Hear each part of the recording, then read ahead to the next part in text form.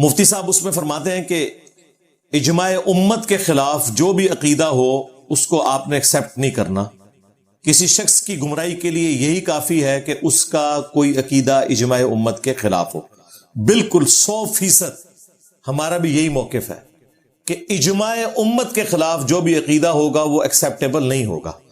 اجماع بریلویہ، اجماع دیوبندیہ، اجماع وہابیہ کی بات نہیں، اجماع امت. کیونکہ حدیث میں جو الفاظ ہیں المستدرک للحاکم کے اندر اور المعجم الکبیر طبرانی کے اندر کہ میری پوری کی پوری امت کبھی بھی گمراہی پر جمع نہیں ہوگی، جماعت پہ اللہ کا ہاتھ ہے. یعنی اگر پوری امت کو یہ عقیدہ رکھے ہوئے ہوگی نا، وہ گمراہی والا نہیں ہوگا. مثلا پوری امت کا عقیدہ ہے کہ نماز قبلہ رخ پڑھنی ہے، بغداد شریف، اجمیر شریف کی طرف منہ کر کے نہیں پڑھنی، اگرچہ نماز غوثیہ پڑھتے ہیں، یہ 11 قدم اس طرف چلتے ہیں، یہ اجماع امت کے خلاف ہے. مفتی صاحب آپ کے جو بابا جی کی طرف منسوب نماز ہے نا آپ لوگوں کی، نماز غوثیہ، وہ اجماع امت کے خلاف ہے. اس میں 11 قدم آپ نے بغداد کی طرف بھی چلنا ہوتا ہے. لو سامو، جماعت پہ اللہ کا ہاتھ ہے. اجماع یہ ہے کہ حج کے لیے آپ نے 7 شریف نہیں جانا، ہاں خانہ کعبہ شریف جانا ہے. اجماع یہ ہے کہ نمازیں 5 ہیں. اجماع یہ ہے کہ فجر کے 2 فرض ہیں، ظہر کے 4، عصر کے 4، 3 مغرب کے 4، عشاء کے. یہ ہے اجماع. کسی ایک فرقے کے عقیدے کبھی بھی اجماع نہیں ہوتے. نہ زیادہ تعداد میں فالو کرنا اس بات کی دلیل ہے کہ وہ بندہ حق کے اوپر ہے یا وہ فرقہ حق کے اوپر ہے. ورنہ پاکستان میں بریلوی سواد اعظم ہے آپ کی ڈیفینیشن کے تحت، انڈیا میں مکس کام ہے، بنگلہ دیش میں دیوبندی سواد اعظم ہے، وہاں بریلوی بہت تھوڑے ہیں، سعودیہ میں اہل حدیث زیادہ ہیں، ایران میں شیعہ زیادہ ہیں. اس طرح نہیں سواد اعظم بنتا. اور اجماع آپ کے ڈکلیئر کرنے سے نہیں ہوگا، ورنہ آپ لوگوں نے تو 400 سال تک اجماع ایک ڈکلیئر کیا ہوا تھا. اللہ تعالیٰ نے ایسی مٹی پلیت کی ہے تم لوگوں کی کہ آج کے اس ماڈرن دور میں ہم بتا سکتے ہیں کہ دین کے ساتھ جتنا بگاڑ ہوا یہ حکمرانوں نے کیا ہے تلوار کے زور کے اوپر. کہ 1517 سے لے کے 1917 تک 400 سال تک سلطنت عثمانیہ نے خانہ کعبہ شریف کی جمعیت کو توڑا. 4 مسلح ڈالے ہوئے تھے، حنفی، شافعی، مالکی، حنبلی. اور مزے کی بات آپ کو بتاؤں، پاکستان بننے سے پہلے جتنی حج عمرے کی کتابیں ہیں نا، ان میں باقاعدہ نقشہ بنا ہوا ہے کہ آپ حنفی ہیں، آپ نے اس امام کے پیچھے نماز پڑھنی ہے. جی یہ مفتی اکمل صاحب کے جو پیر صاحب ہیں، باپا جانی، جن اعلیٰ حضرت کے یہ لوگ ماننے والے ہیں، ان کے خلیفہ جنہوں نے بار شریعت لکھی ہے، مفتی امجد علی، انہوں نے بار شریعت میں باقاعدہ نقشہ بنایا ہوا ہے کہ یہ حنفی امام یہاں پہ کھڑا ہوتا ہے، تسی ایتھے نماز پڑھنی ہے. تو یہ تو اجماع کیے بیٹھے تھے. آج کی طرح تمہارے مسلح 100 سال ہوئے ہیں، اللہ تعالیٰ نے اٹھا کے پرے مارے ہیں. تو تم 400 سال تک تو اسے اجماع بنائے ہوئے تھے. اس وقت کوئی سمجھاتا کہ کعبے میں 4 مسلح نہ ڈالو یار. ایک طرف کہہ رہے ہو چاروں امام حق پہ ہیں، مسلح پھر 4 ڈالے ہوئے ہیں، پھر ایک دوسرے کے پیچھے پڑھو نا. چلو یہ کر لو کہ فجر کی نماز سارے حنفیوں کے پیچھے پڑھ لیں، ظہر کے سارے پڑھ لیں شافیوں کے پیچھے. نہیں، پیرلل میں نمازیں ہوتی تھی کیونکہ ایک دوسرے کے پیچھے نماز کے قائل ہی نہیں ہے. تو تمہارا اجماع تو مر گیا. 400 سال تک اجماع کر کے رکھا نا. اس طرح نہیں اجماع ہوتے. اجماع ہے پوری امت ایک بات کرے. میجورٹی کا اجماع نہیں ہوتا. میجورٹی تو پھر جزیری لشکر کے ساتھ تھی، لیکن ایک گروہ حق پہ تھا، امام حسین علیہ السلام کا. اور یہی چیز ہے جو بخاری مسلم میں حدیث ہے، میری امت کا ایک گروہ قیامت تک حق پہ قائم رہے گا. اور جب اجماع امت ہو رہا ہوگا نا تو وہ گروہ بھی اس اجماع کا حصہ ہوگا، ظاہر ہے، کیونکہ پوری امت ایک بات کر رہی ہوگی. اور اگر اختلاف آ جائے گا تو پھر دلیل کی بنیاد پہ دیکھا جائے گا.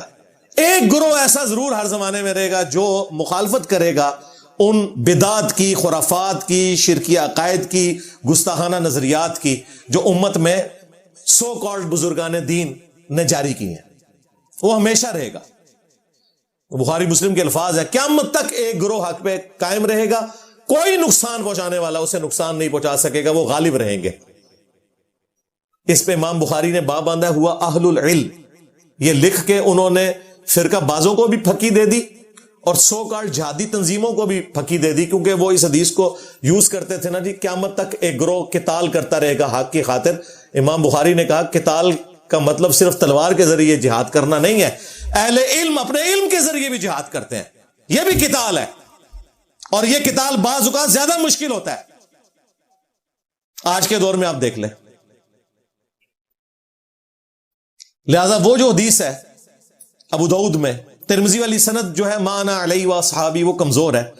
شیخ البانی نے اسے ضعیف جمع ضعیف لگا کے حسن درجے تک پہنچایا شواہد کی بنیاد پہ.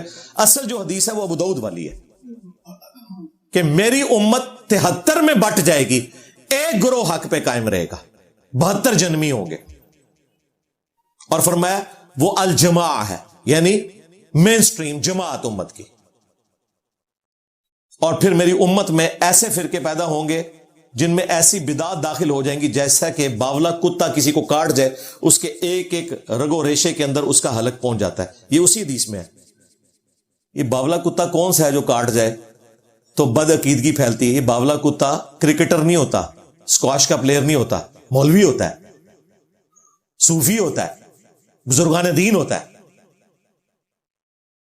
اور اگر سمجھ نہ آ رہا ہو, دوسرے کا بزرگان دین, جس طرح بریلوی کہتے ہیں مریض الامت, دیوبندی کہتے ہیں حکیم الامت, بندہ ایک ہی ہے اشعری تھانوی. دیوبندی کہتے ہیں مجدد دین بدعت, بریلوی کہتے ہیں مجدد دین و ملت, بندہ ایک ہی ہے احمد بریلوی. تو سوچنے کا انداز ہے. جی انجینئر صاحب ہمارے بزرگوں کو نہیں مانتے, آپ دوسروں کے بزرگوں کو مانتے ہیں؟ نہیں, ہم نہیں مانتے. تو بس انجینئر صاحب تو آپ کے ساتھ ہی ہے. ہاں, آپ بزرگوں کا احترام کرتے ہیں؟ جی اتنا ہی کرتے ہیں جتنا کہ آپ دوسروں کے بزرگوں کا احترام کرتے ہیں. بس ختم, بس ہوا نکل جائے گی. اینی ساری گل کرو. وہی چشمہ جس چشمے سے تم ہمیں دیکھتے ہو, ذرا اپنے اوپر بھی لگا کے دیکھا ہے کبھی؟ اور ہر کوئی اپنے آپ کو جنتی گروہ ڈکلیئر کیے ہوئے ہے. اور بعض لوگ جب ہم فرقہ واریت کے خلاف بولتے ہیں وہ کہتے ہیں نہیں جی ایک تو فرقہ حق پہ ہوگا. ہم نے کہا بھائی فرقے کا لفظ نہیں ہے اس میں, ایک گروہ حق پہ. فرقہ تو ہوتا ہے ٹوٹ کے الگ ہونے والا. نبی علیہ السلام تو فرقہ نہیں تھے, وہ اصل درخت تھا, اس سے ٹوٹ کے جو الگ ہوئے وہ فرق ہوئے. اصل تو اپنی جگہ پہ موجود ہے. 73 فرقے اس لیے بات ہوئی کہ وہ اصل جو ہے نا وہ بٹ کے 73 ہو گیا. ان میں ایک وہ بھی تھا اور 72 ٹوٹ کے الگ ہوئے. لیکن وہ جو 72 ٹوٹ کے الگ ہوئے, وہ جس ایک سے الگ ہوئے وہ فرقہ نہیں تھا. فرقے یہ بنے, وہ تو اپنی اصل ہے. اہل البیت صحابہ اکرام اور نبی صلی اللہ علیہ وآلہ وسلم وہ اصل میں. اور نہیں جی نبی علیہ السلام نے تو فرمایا سی نا فرقے تے ضرور پھر بڑھن گے, اور نبی علیہ السلام نے یہ کہا تھا کہ فرقے بناؤ. قرآن میں وَاعْتَصِمُوا بِحَبْلِ اللَّهِ جَمِيعًا وَلَا تَفَرَّقُوا, اللہ کی رسی یعنی قرآن کو مضبوطی سے پکڑ لو, فرقوں میں مت بٹو. اور مسلم شریف کی حدیث میں آیا کہ قرآن اللہ کی رسی ہے, اور دوسری چیز اہل البیت ہے. نبی علیہ السلام قرآن کے خلاف کہہ سکتے تھے فرقے بناؤ, یہ آپ نے غیبی خبر دی ہے. جس طرح کہ صحیح مسلم میں حدیث ہے قرب قیامت میں عورتیں ایسا لباس پہنیں گی گویا کہ ننگی نظر آئیں گی. اس کا کیا مطلب ہے کہ اپنی بیویوں کو ننگا لباس پہناؤ؟ یہ تو خبر دی جا رہی ہے کہ یا تو وہ لباس چست ہوگا یا باریک ہوگا, یعنی کہ تم نے یہ کام نہیں کرنا. تو یہ خبر تھی کہ فرقے بن جائیں گے, تم نے فرقہ واریت میں نہیں پڑھنا. وَاعْتَصِمُوا بِحَبْلِ اللَّهِ جَمِيعًا وَلَا تَفَرَّقُوا, تم نے ابراہیمی ملت کو نہیں چھوڑنا, مسلم رہنا ہے. ملت ابیکم ابراہیم هو سماکم المسلمین من قبل وفی ھذا, پیروی کرو اپنے باپ کی ملت کی, ابراہیم کی, جس نے اس قرآن کے نزول سے پہلے تمہارا نام مسلم رکھا, اور اللہ نے بھی اس کتاب میں تمہارا نام مسلم رکھا. ان کو بات کچھ اور سمجھائی جاتی ہے اور طرف چل پڑتے ہیں, قرآن و سنت کا بھی مذاق اڑانا شروع کر دیتے ہیں. لہٰذا ہم مفتی صاحب کے ساتھ ہے کہ واقعی اجماع امت کے خلاف کوئی عقیدہ نہیں ہونا چاہیے. تو مفتی صاحب چیلنج ہے پھر آپ کے لیے علمی, ایک بندے لے گئے تھے پہنچ جاؤ, علمی چیلنج کہ میرا کوئی ایک عقیدہ ایسا بتاؤ جو اجماع امت کے خلاف ہو. ایک عقیدہ اجماع امت کے کہ پوری امت ایک بات کر رہی ہو اور میں دوسری بات کر رہا ہوں. اور میرا کوئی ایک عقیدہ ایسا بتاؤ جو مجھ سے پہلے پلانٹ ارتھ پہ مسلمانوں میں وہ عقیدہ نہ ہو. ایک عقیدہ بتا دو. اگر میں رفع الیدین پہ زور دیتا ہوں تو تمہارے جو پیرانے پیر ہیں عبد القادر جیلانی، انہوں نے بھی نماز کا طریقہ ہے رفع الیدین کے ساتھ لکھا ہے، رکوع میں جاتے وقت اور رکوع سے اٹھتے وقت، بنیۃ الطالبین میں. لیکن میں ان کی وجہ سے نہیں کرتا، یہ تمہیں بتا رہا ہوں. ہم تو کر رہے ہیں بخاری مسلم میں نبی علیہ السلام کا طریقہ رپورٹ ہوا ہے. تو یہ میرا تفرد نہ ہوا. مسلمانوں کے 4 بڑے جو گروہ ہیں، حنفی، شافعی، مالکی، حنبلی، بلکہ 5واں آپ جعفری بھی شامل کر لیں، ان میں سے 4 رفع الیدین کے قائل ہیں، صرف حنفی نہیں کرتے. لہذا میرا تفرد نہ ہوا. سواد اعظم تو پھر علمی طور پہ یہ لوگ ہوئے کہ وہ فقہ حنفی جو بنو عباس کے تلوار کے زور کے اوپر پھیلائی گئی 3 بر اعظموں میں، وہ سواد اعظم ہوگی، یا جو علمی طور پہ غالب ہیں وہ سواد اعظم ہوں گے؟ سواد اعظم کی ڈیفینیشن بھی غلط کر دی انہوں نے. علمی طور پہ عظمت والا جو گروہ ہوگا. اسی طریقے سے اگر میں اس بات کا قائل ہوں کہ سیدنا علی رضی اللہ تعالیٰ عنہ اپنی تمام جنگوں میں حق پر تھے، تو یہ تو اہل سنت کا اجماعی عقیدہ ہے. اگر حضرت معاویہ سے ہم علمی اختلاف رکھتے ہیں تو بھائی شیعہ تو ہم سے 4 ہاتھ آگے ہیں، وہ تو ان کے ایمان کے بھی قائل نہیں ہیں. ہم جو عقیدہ رکھتے ہیں وہ بخاری مسلم سے ثابت ہے. اسی وجہ سے تمہارے بڑوں نے ہمارے بڑے امام شافعی کو گالیاں دی اور ہمارے امام شافعی کو کہنا پڑا ان کان رفضا حب آل محمد فلیشہد الثقلان انی رافضی. اگر اہل بیت کی محبت کا نام رافضی ہونا ہے تو جنوں انس گواہ ہو جاؤ کہ میں رافضی ہوں. یہ امام شافعی نے کیوں کہا ہوگا؟ کیا امام شافعی یزید کے اوپر نقد کر رہے تھے تو ان کے ساتھیوں نے ان کو کہا کہ یزید نو برا نہ کہو؟ نہیں، گل وچ کوئی اور سی.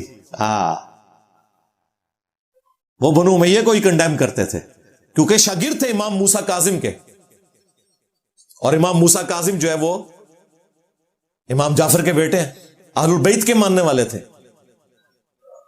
وہ اس زمانے کے مولانا مودودی تھے امام شافعی، اس لیے ان کے اوپر ان لوگوں نے الزامات لگائے تو انہیں جواب دینا پڑا.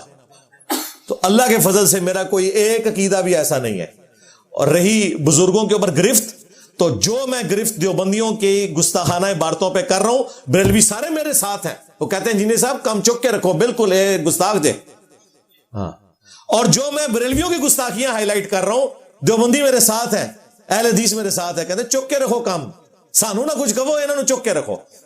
تو میرا کوئی ایک عقیدہ نظریہ ایسا نہیں ہے کہ مجھ سے پہلے وہ نظریہ ایگزسٹ نہ کرتا ہو. اور آج بھی اس نظریے کے اوپر لاکھوں نہیں کروڑوں لوگ ہیں، یعنی کروڑوں دیوبندی یہ کہتے ہیں نا کہ بریلویوں کے اندر یہ مسئلے ہیں. تو میں اکیلا تو نہیں ہوں. کروڑوں بریلوی کہتے ہیں نا کہ تھانوی رسول اللہ غلط ہے، تو میں اکیلا تو نہیں اسے غلط کہنے والا. چشتی رسول اللہ کے اوپر دیوبندی سامنے آ جاتے ہیں دفاع کرنے کے لیے الزامی جواب کے طور کے اوپر، تو میں اکیلا کہیں پہ بھی نہیں ہوں.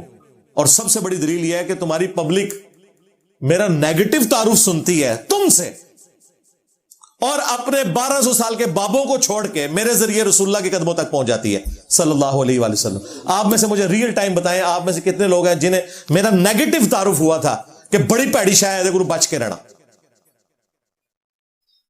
غور کریں تو ان کا شکریہ ادا کریں علماء کا، باباؤں کے بابا. ہاں جی، بزرگوں کے پاس لوگ بیٹھتے تھے نا تو دل بدل جاتے تھے. سرکاری تو کوئی پاس بیٹھے ہی نہیں ہوا. ہاں، اور ان بزرگوں کے ماننے والے گھر بیٹھ کے چوری چھپے موبائل پہ نیگیٹو تعارف سن کے تحقیق کر کے رسول اللہ کے قدموں تک پہنچ جاتے ہیں صلی اللہ علیہ وآلہ وسلم. اور تمہارے بابے تو کہتے تھے ہمارے تک پہنچتے ہیں، ہم تو یہ کہتے نہیں ہمارے تک پہنچتے ہیں، ہم کہتے ہیں ہمارے ذریعے سے نبی صلی اللہ علیہ وآلہ وسلم تک. ہم نے تو اپنے ساتھ کبھی جوڑا ہی نہیں ہے، نہ ہماری اوقات ہے. اگر ہم اپنی اوقات نہیں سمجھ رہے تو آپ سمجھ لو تمہارے بزرگوں کی تو کوئی اوقات ہی نہیں ہماری نظر میں. یعنی ہم جو ختم نبوت کے مجاہد ہو کر لوگوں کو قرآن و سنت کا تعارف دلا رہے ہیں جو صدیوں سے تم نے پس پش ڈالا ہوا تھا، اگر ہم کہہ رہے ہیں کہ ہم کوئی چیز نہیں تو تمہارے بابے تو شاید کوئی نہیں نا، انہوں نے تو قرآن و سنت کبھی بتایا ہی نہیں. ان کی ہم کتنی عزت کرتے ہوں گے وہ آپ خود اندازہ لگا سکتے ہو. ہاں، جو نبی علیہ السلام کا تعارف کروائے اس کی جوتیاں ہمارے سروں کا تاج ہو صحیح کوئی تو انشاءاللہ تعالی، چاہے آج ہو چاہے پرانا ہو کوئی. لیکن جن لوگوں نے اپنے ناموں کے کلمے پڑھائے جنہوں نے دین تصوف کو دین محمدی کے مقابلے پر پیش کیا، جو میں نے اکثر پوسٹ مارٹم کیا ان کے بزرگوں کی گستاخانہ عبارتوں کا، ان کو ہم کو عزت دینے کے لیے تیار نہیں، بالکل زیرو ٹالرنس ہے ہماری.